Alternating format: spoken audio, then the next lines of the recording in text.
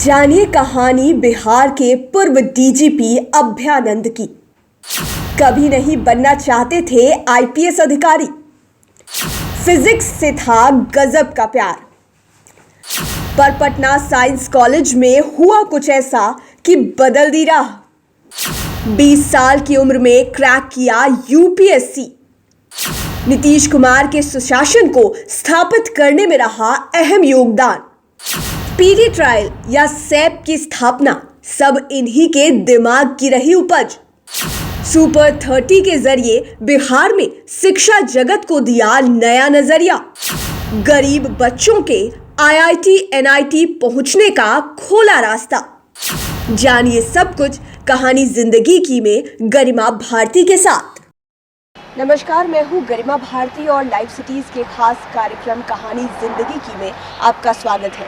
इस special episode में हम आपको बिहार की उस शख्सियत से मिलवाने जा रहे हैं जिनका नाम तो आपने कई दफ़े सुना होगा, लेकिन आज उनकी ज़िंदगी की कहानी भी आप जान पाएंगे। हम बात कर रहे हैं बिहार के पूर्व डीजीपी अभयानंद सर की और उनकी कहानी हम आपको बताएंगे। आपको पता होगा कि उन्होंने बिहार में गुंडों के छक्के छुड़ाने के साथ ही यहाँ के स्टूडेंट्स को एक अच्छे मुकाम तक पहुँचाने में बहुत बड़ा रोल अदा किया है। आइए उनका स्वागत करते हैं। सर, आपका लाइव सिटीज़ में बहुत बहुत स्वागत है। धन्यवाद सर। जैसा कि आपने सुना कि हम कहानी ज़िंदगी के बारे में बात करने जा रहे हैं और हम चाहेंगे कि आज हमारे जो दर्शक हैं आपकी ज़िंदगी की कहानी जान पाए। और आपके बारे में ज़्यादातर चीज़ें जो है वो गूगल पर मिल जाती है, लेकिन जो चीज़ें गूगल पर नहीं, हम चाहेंगे कि आप वो हमें बताएं। तो आईपीएस बनने का जो सपना, क्योंकि हमें पता है कि आप पटना साइंस कॉलेज में पढ़ाई करते थे और फिर साइंस के बाद अचानक से सिविल की तरफ जाना, ये कैसे? सपना तो बिल्कुल नहीं था। अच्छा। In fact never wanted to come into this. सपना अगर कुछ था तो फिज़िक्स के स्टूडेंट की तरह फिज़िक्स को परस्यू करने का। आई वुडंट से फिजिसिस्ट बनता या नहीं बनता पता नहीं, लेकिन लगाव उस विषय से था एंड देयरफॉर मैथमेटिक्स से भी था। लेकिन ऐसा लगा पटना यूनिवर्सिटी से फिज़िक्स करने के बाद कि फ्रंटियर्स ऑफ फिज़िक्स में शायद हम नहीं compete कर पाएंगे वर्ल्ड स्टैंडर्ड पर, क्योंकि सिलेबस का स्तर बहुत नीचा था यहाँ का, पटना यूनिवर्सिटी का। उस समय जो लोग इसके लिए जिम्मेवार रहे होंगे, heads of department and deans and others, उनको हम ब्लेम नहीं करना चाहेंगे, लेकिन उनकी सोच वर्ल्ड लेवल पे नहीं थी, जो मुझे आभास हो गया था कि वर्ल्ड लेवल पे सोच नहीं है। तो मुझे ऐसा लगा कि जिस फील्ड में रहेंगे वो ऊंचाई तक अगर नहीं जा सकेंगे, तो I didn't want to be a mediocre. तो एक ऑल्टरनेटिव मिल गया यूपीएससी। फर्स्ट अटेम्प्ट ग्रेजुएशन किया, यूपीएससी में आ गए। फिज़िक्स को ही लिया था हमने, फिज़िक्स और mathematics, sorry statistics, not maths. और फर्स्ट अटेम्प्ट में क्वालिफाई कर गया, उसके बाद फिर नौकरी में रम गया। आपने कहा कि ये आपकी चॉइस नहीं थी, लेकिन आप मीडियोकर भी नहीं बनना चाहते थे कि फिज़िक्स अगर नहीं हो पाया तो कुछ भी कर लूँगा। और सबको पता है कि आपके पिताजी बिहार के 28वें डीजीपी थे, तो ऐसा तो नहीं हुआ कि उनके इन्फ्लुएंस में आकर या फिर उन्होंने कभी आपको फोर्स किया कि मैं ये कर रहा हूँ तो तुम भी ये करो? आप विजुअलाइज कीजिए 1975-76 ग्लोबलाइजेशन नहीं आया था जी। तो जॉब्स सरकार के पास थी या फिर एकेडमिक्स, यही दो ऑप्शन था जी। तो उस समय के जो दो अच्छे जॉब्स थे, जब तय हो गया कि मुझे फिज़िक्स में अब आगे नहीं कुछ करना है, यद्यपि कि मैं आपको बताऊं कि फिज़िक्स में I was the gold medallist, I was the topper, best graduate of the year था। और दोनों के रिकॉर्ड थे, फिज़िक्स के भी रिकॉर्ड बने थे और बेस्ट ग्रेजुएट का भी रिकॉर्ड बना था। उसके बावजूद भी मैं नहीं आगे बढ़ना चाहा, क्योंकि हमने आपको बता दिया कि मैं जानता था कि अब वर्ल्ड स्टैंडर्ड पर आप नहीं हैं। तब रही बात ऑल्टरनेटिव क्या था, ऑल्टरनेटिव सरकार, तो एक गवर्नमेंट, उसके प्राइवेट सेक्टर में था ही नहीं कुछ ना, ग्लोबलाइजेशन हुआ नहीं था। तो मेरे पास दो दिखा रास्ता जो उस समय ज़्यादातर पॉपुलर थे, एक यूपीएससी और दूसरा स्टेट बैंक। स्टेट बैंक में भी मैं फर्स्ट अटेम्प्ट में ही निकला, वहाँ भी बहुत अच्छा रैंक था, वहाँ भी जॉब एकदम first class on the platter था, और साथ साथ रिज़ल्ट यूपीएससी का भी आया, दोनों ऑलमोस्ट साथ में रिज़ल्ट आया। वहाँ पर थोड़ा सा लगा कि अच्छा आईपीएस तो मैं समझता हूँ, क्योंकि बचपन से मैंने देखा था, देख करके थोड़ा एक कंफर्ट जोन आप कह सकती हैं। ऐसा नहीं था कि किसी ने फोर्स किया था। Salary wise state bank better salary था उस समय का, और रिस्क भी कम था। बट देन इस विभाग को, इस सर्विस को मैंने देखा था पिताजी के माध्यम से, बिहार कैडर भी मिलने की पूरी संभावना हो गई थी जी। तो मुझे लगा कि अच्छा मेरे जितने सीनियर्स हैं उनको तो मैं जानता हूँ, अंकल के रूप में जानता हूँ, तो it will not be a difficult time. यही सब कुछ फैक्टर्स है जिससे हमने डिसाइड किया कि अच्छा यूपीएससी ही रख लेते हैं। उस समय में तो आईएफएस को भी लोग बहुत ज़्यादा प्रेफर करते थे, कभी आपकी इच्छा नहीं हुई कि देश से बाहर देश के लिए काम करें? फर्स्ट अटेम्प्ट मैंने जो दिया था वो 20 के ही एज में दे दिया था जी। उस समय 20 के एज में आईपीएस के लिए आदमी बैठ सकता था, तो मैंने वही दिया था, क्योंकि बहुत अर्ली एज में मैंने ट्राई कर लिया इसको। मैंने कहा ना कि बीएससी पास रिज़ल्ट अभी आया भी नहीं था, फॉर्म वॉर्म भर दिया हमने। उस समय जब बीएससी का रिज़ल्ट आया तो सर्टिफिकेट भी नहीं मिला मुझे ग्रेजुएशन का। अच्छा। तो एक प्रोविजनल मार्कशीट पटना यूनिवर्सिटी से ऊपर कर लिया।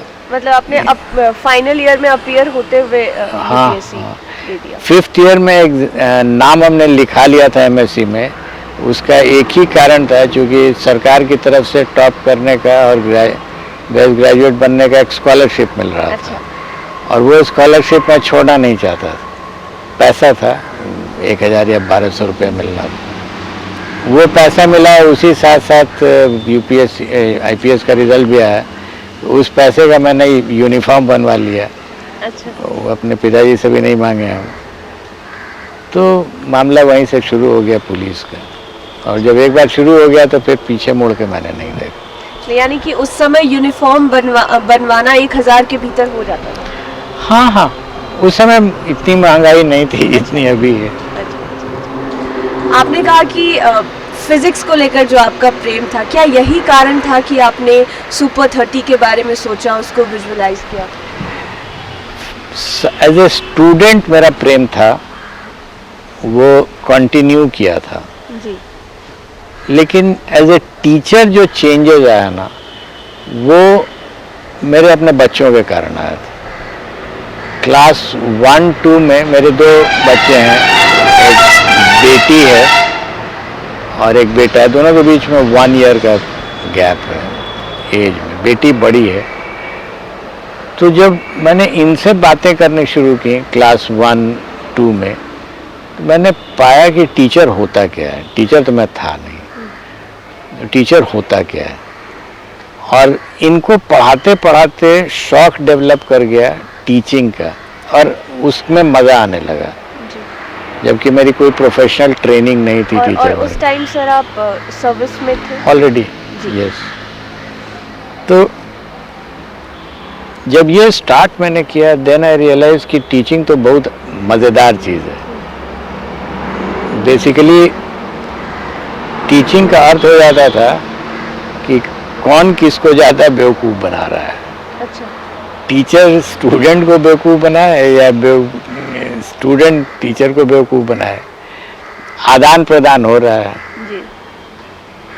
कंफ्यूज अगर हम करते थे अपने स्टूडेंट को, मतलब मेरे बेटे बेटी को, तो वो लोग भी परेशान हो जाते थे कि हम जब भी कोई राइट आंसर बोलते हैं तो आप उसमें कुछ रॉन्ग निकाल लेते हैं और फिर प्रश्न करने लगते हैं। Then I started enjoying it, और वो लोग भी एंजॉय करने लगे कि अच्छा, उनके थिंकिंग एबिलिटी को डेवलप किया है। क्योंकि मैं जानता था कि फाइनली तो लाइफ उनको अपने जीनी है, अपनी शक्ति जितना डेवलप करेंगे सोचने की उतना ही उनको फ़ायदा होगा। एग्जैक्टली उतनी ही चीज़ हमने की उनके साथ।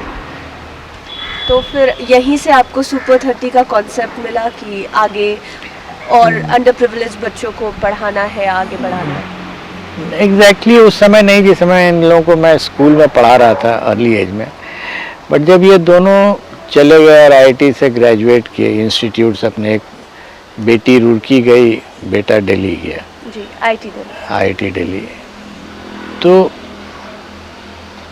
सडन वैक्यूम हो गया।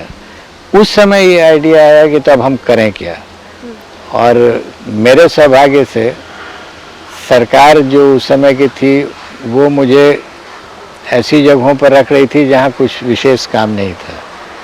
फॉर एग्ज़ाम्पल BMP में, ट्रेनिंग में, वायरलेस में, तो 2-3 घंटे का काम रहता था। 2-3 घंटा काम किया, उसके बाद फुर्सत। उस फ्री टाइम को मैंने यूज़ किया सोचने के लिए कि जो गरीब बच्चे हैं उनको कैसे मदद की जाए, और जो मैंने बच्चों के साथ, अपने बच्चों के साथ सीखा है उसको कैसे हम इन पे लगा करके इनको मदद करते हैं। और उसमें रिजल्ट्स मिलने लगे मुझे। ऑफ कोर्स फैबुलस रिजल्ट्स नहीं मिला, रैंक्स नहीं मिल रहा था, क्योंकि हम प्रोफेशनल नहीं थे, तो हमको पता नहीं था कि क्या करना चाहिए।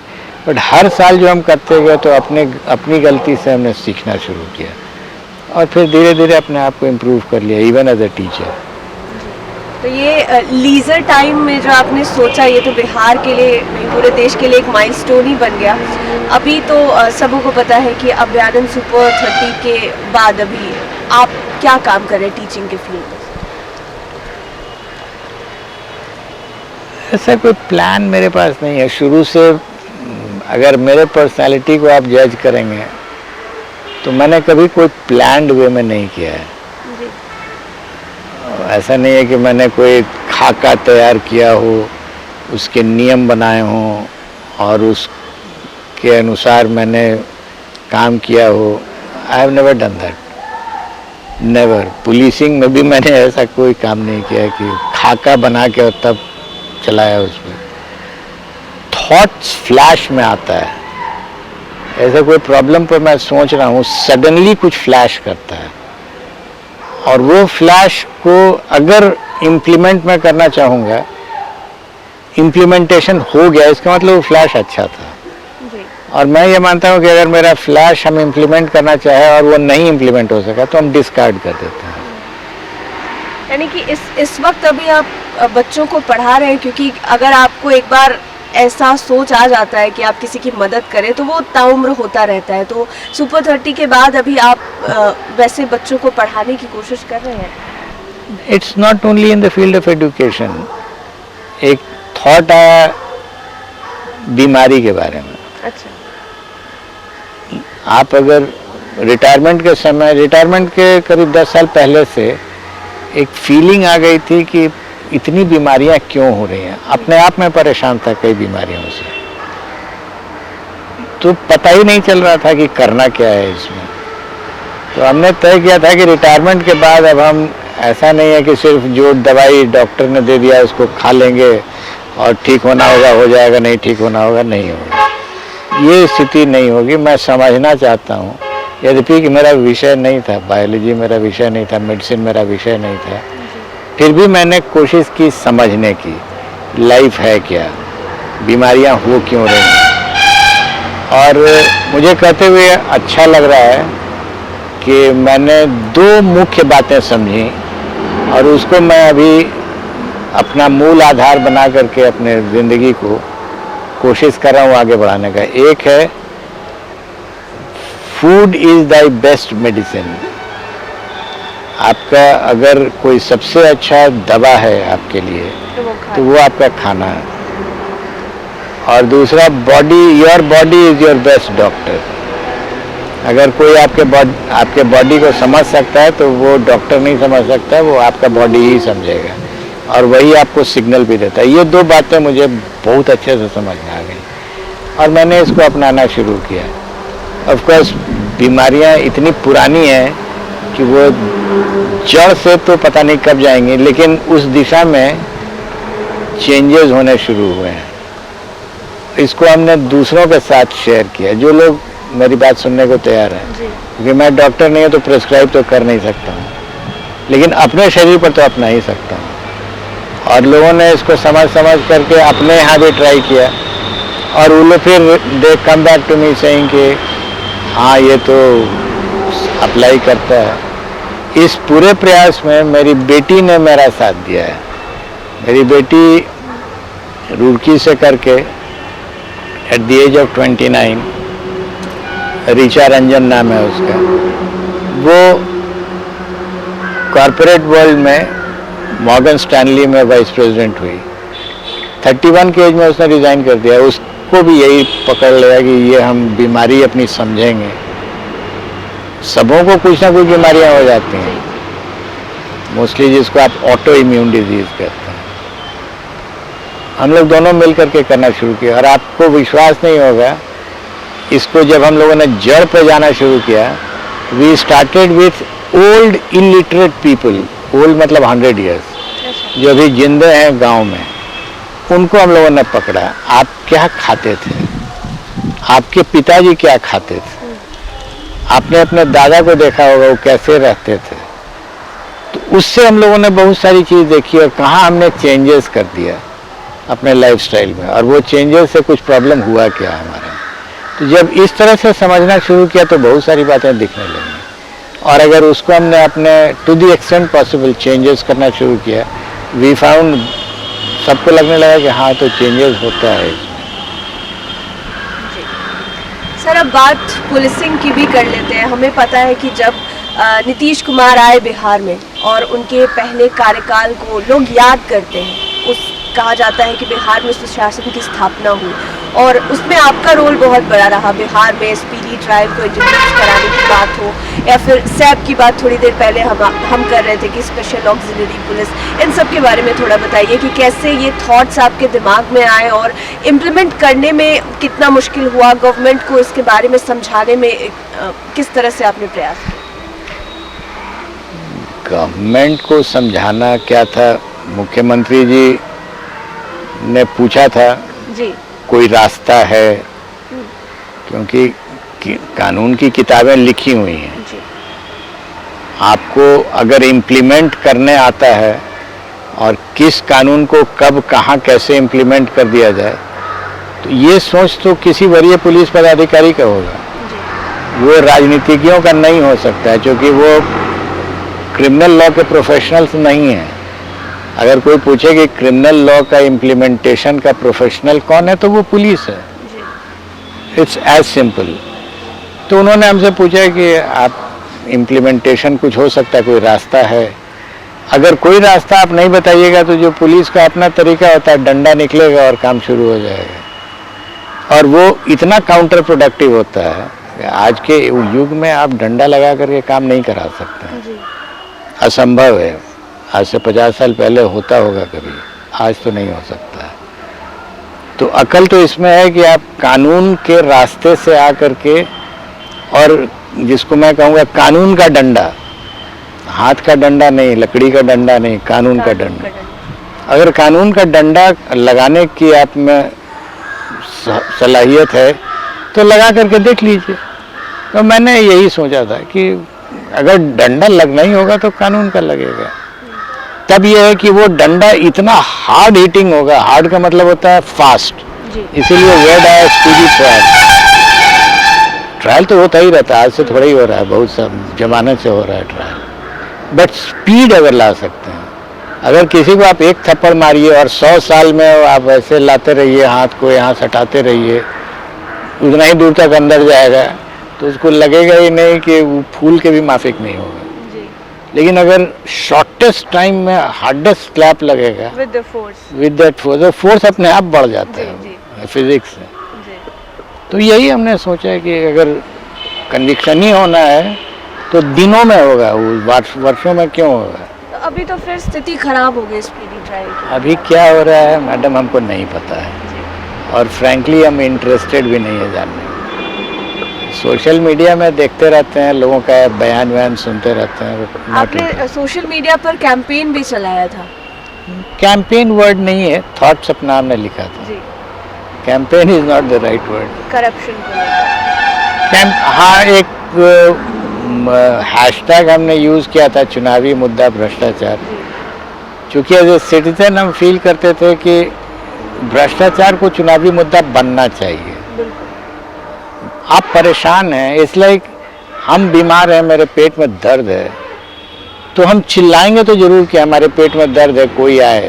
जी, तो अगर भ्रष्टाचार से समाज परेशान है तो समाज को चिल्लाना तो पड़ेगा। ऐसा थोड़ी होगा कि आप चिल्लाइएगा भी नहीं और लोग आके आपको ठीक भी कर देंगे।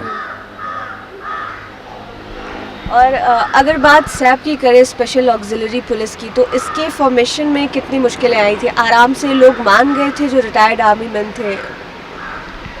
वो लोग बहुत खुश थे। अच्छा, और शुरुआत कितने लोगों से?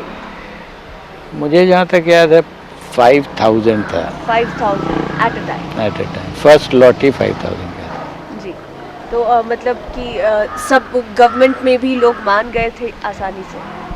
मुख्यमंत्री को मानना था, मुख्यमंत्री तुरंत मान गए थे। गवर्नमेंट में और बिहार के लिए फायदे की चीज़ थी। बिहार एक्चुअली इसमें कॉन्सेप्ट ऐसा था ना कि किडनैपिंग फॉर रैंसम उस समय बहुत जी, तेज़ी से बढ़ा हुआ था और इनफैक्ट वो एक मेजर मुद्दा था 2005 के इलेक्शन के दौरान।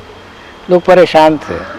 आपको याद होगा जब स्वर्गीय अटल बिहारी वाजपेयी जी स्टार्ट किए थे इलेक्शन कैंपेन गांधी मैदान में, तो इफ़ आई रिमेंबर करेक्टली किसले नाम था उस लड़के का जो उस समय किडनैपिंग हुआ था, जिसका कहाँ है किसले, यहीं से उन्होंने स्टार्ट किया था अच्छा, कैंपेन को।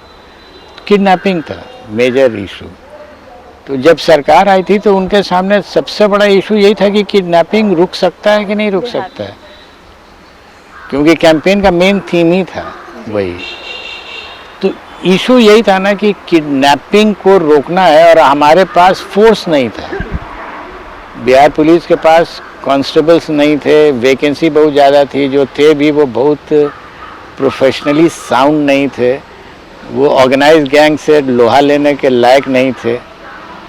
तो हमने एक फ्लैश आया, कहाँ से आएगा, हमको तुरंत चाहिए था और ट्रेंड चाहिए था। ये दोनों मेरे लिए एक लिमिटेशन था। जी, ट्रेनिंग देने में 3 साल, क्योंकि अगर हम रिक्रूटमेंट करेंगे तो कम से कम हाई कोर्ट में 2-3 साल लगेगा, कोई ना कोई मामला फंसेगा कोर्ट में।